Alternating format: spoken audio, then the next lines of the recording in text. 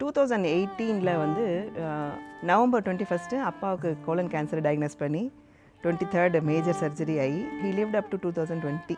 அப்போது வந்து சத்குருக்கு அப்பாவோட ஃபோட்டோலாம் அனுப்பிச்சு பிளெஸிங்லாம் வாங்கி அவருக்கு ட்ரீட்மெண்ட் என்ன முடியுமோ அது எல்லாமே பண்ணிகிட்டு இருந்தேன். என்ன ஆச்சுன்னா அந்த கோவிட் லாக்டவுன் ஆயிடுச்சு. அப்பாவோட ஃபைனல் ஃபேஸில் வந்து லாஸ்ட் செக்கப் கூட்டிகிட்டு போகும்போது சர்ஜன் சொல்லிட்டாரு ஹீல் சிங்க் எனி டைம் அப்படின்னு சொல்லிட்டாங்க.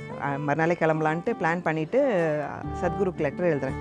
இந்த மாதிரி I want to be with my father in his last few days, I need your blessings அப்படின்னு சொல்லி அவர்கிட்ட எழுதி போட்டுட்டு கிளம்புற அன்றைக்கி சத்குரு ஆஃபீஸ்லேருந்து ஃபோன் வருது. சத்குரு கேட்குறாரு அம்மா அப்பா எந்த இடத்துல இருக்கிறாங்க அப்படின்னு. அதாவது he wants to ensure that கோவிடுங்கிறதுனால நான் வெளியில் போகிறது சேஃபாக இருக்கா இல்லையான்ற அளவுக்கு அவர் யோசிச்சு கேட்குறாரு. பிளெஸிங்ஸ் அனுப்பிச்சிட்டாரு, பட் ஃபோனில் கேட்குறாங்க எங்கே இருக்கிறாங்க, பேரண்ட்ஸ் எங்கே இருக்கிறாங்கன்னு கேட்டாங்க. ஸோ போகும்போது இங்கேருந்து பிளெஸிங்ஸ் சத்குரு அந்தளவுக்கு கேள்வியெல்லாம் கேட்டு எல்லாம் தெரிஞ்சதுக்கப்புறம் நான் பிளெஸிங்ஸ் வாங்கிட்டு கிளம்புனேன்.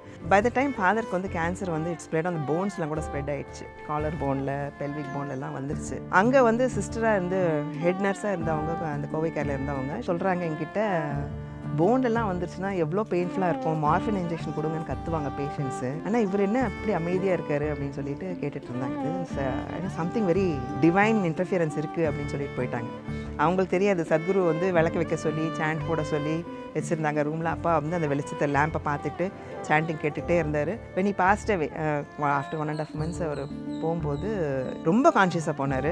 லாஸ்ட் மூமெண்ட் வரைக்கும் டேட்டு டைமு எல்லாம் கேலண்டர்லாம் பார்த்துட்டு ஸோ அவர் போகிறதுக்கு முன்னாடி அவருக்கே தெரியும் போல வந்து என்னை கூப்பிட்டார். Just 1 minute before that he was conscious speaking and கிளம்பி போயிட்டார். என் கையில் கைலாஷ் தீர்த்து கொண்டு வந்து வச்சுருந்தது.